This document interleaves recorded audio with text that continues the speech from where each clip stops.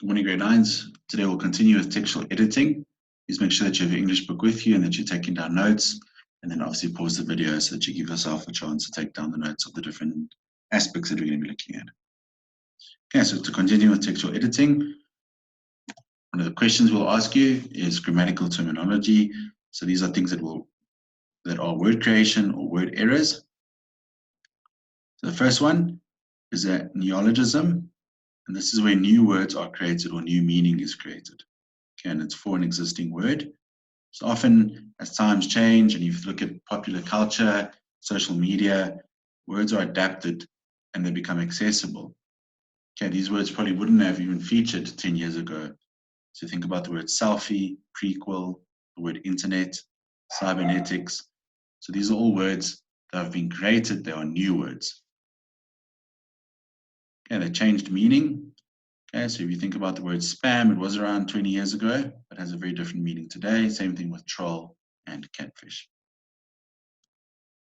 Then you look at your portmanteau word. Okay, this is where two meanings are blended into one word. Okay, so jeggings, jeans and leggings, brunch, so breakfast and lunch, rom-com, romantic comedy, and a dramedy, which is a drama and a comedy. So make sure you understand the difference between the two words. Okay, one is to create a new meaning, it's a new word, and then your portmanteau word is where two meanings are blended into one word. Again, it's something that you have seen before is malapropism, and this is the unintentional misuse of a similar sounding word. So the focus here is the sound of the word.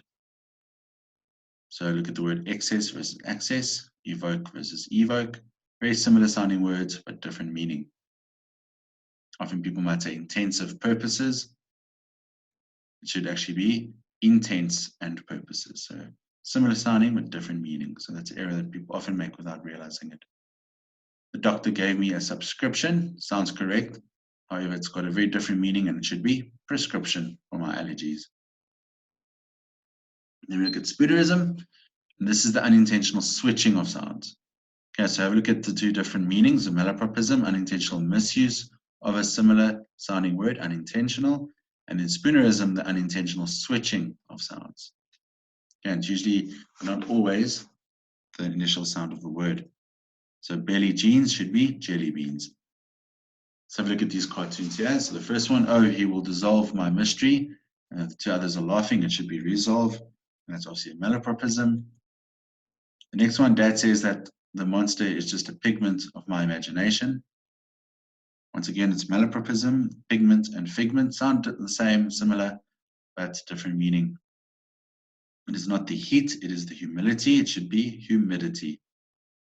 And the third one, there was a large allegory on the banks of the Nile, and that should be alligator.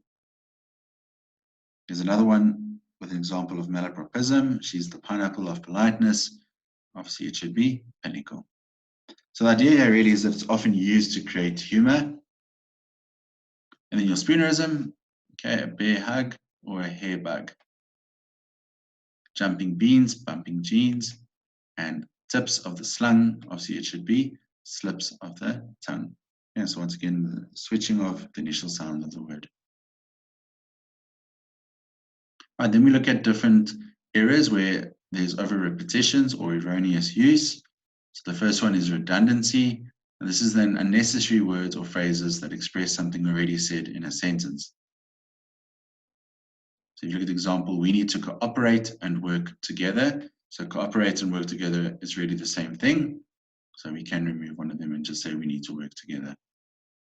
In my opinion, I think it'll work. Opinion and I think is the same thing. And then you have tautology, which is a bit different to redundancy. And yeah, it's the overuse of synonyms. So it's the same synonym that is used to describe the same thing. So the huge big dog has a shiny glossy coat. Huge and big, obviously the same meaning. The clever intelligent lady, clever intelligent, once again the same thing, watches a somber and melancholic series. Somber and melancholic, same thing. So know the difference between redundancy and tautology. Redundancy, unnecessary words or phrases, okay, that has already been said in a sentence. And then tautology, it's the use of synonyms to describe the same thing. Let's have a look at a few problems here. So the weather app predicts a 90% chance of participation. Okay, so what error is that? Okay, it's a malapropism. It should be precipitation. Once again, similar sounding word, but mixed up. Life dealt him a blushing crow. That is spoonerism. It should be a crushing blow. So the initial sounds of those two words mixed up. She first reads a witty grim novel before she goes to bed. Error there. Redundancy. The word first and before. Okay, we've got the same meaning there. So you could take out the word first. So you'd say then she reads a witty grim novel before she goes to bed. Number 4, Karen specifically enjoys being completely and utterly judgmental. Here we find 2 errors. Malapropism, it should be specifically enjoys. And then there's also tautology with the word completely and utterly. Okay, it has the same meaning. All right, parts of speech. Obviously, you'll be assessed on different parts of speech, and then also you'll be asked to convert a word from its noun form to its adverbial form or adjective.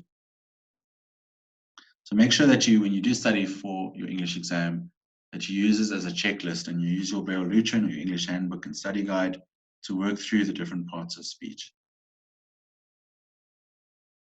As always, it's not so clear-cut. Some parts of speech can be used as another part of speech. Part of speech can be modified to become a different part of the speech, and this is often where we will assess you on your parts of speech. So if you look at the word beauty, you can have 4 different parts of speech forms. So the first one here, her beauty is a noun. It's something that she has. A beautiful dress, obviously it's describing the dress, so it's an adjective. Beautifully dressed, an adverb, how was she dressed? And then she beautifies her appearance, so it's a verb, something that she is doing. Then your nouns, right? So have a look at buyer, sailor, photographer. Use this as a bit of a key code to help guide you. So ER and OR. Princess, heiress, and actress.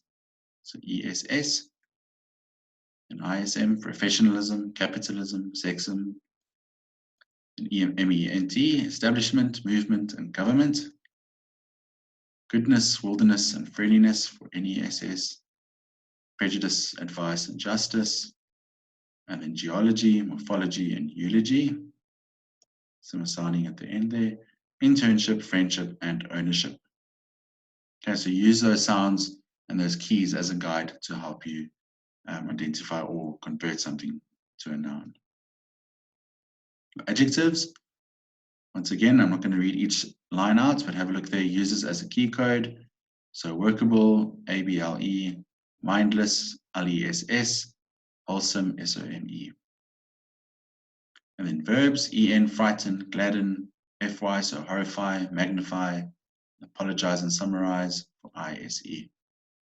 Adverbs, quickly, irrationally, remember this is how, when it is done. So certain verbs can act as nouns as well. Present participle, for example, swimming is one of my hobbies. Driving a car requires skill. There, those are working as nouns, although they are technically verbs. Your past participle, which is in perfect tense form, the dried pears are delicious, and the broken toy was thrown away. Let's have a look at a few potential questions. Provide the correct form of the word in the brackets. Karen enjoys. So to quickly give yourself a chance to figure out what is the right word there. Okay, it should be criticizing. The monster painting scared the children. Should be the monstrous painting scared the children. After falling, he's quick, gets up. Okay, that's easy. It should be quickly. One of his hobbies is run. That's also another easy one, running. And then modify the following words. Pray, so change it to its noun form. And that is then prayer. Comfort into its adverbial form. Comfort will be transparent into its noun form. Transparency. All right, so make sure that you have all these notes in your book.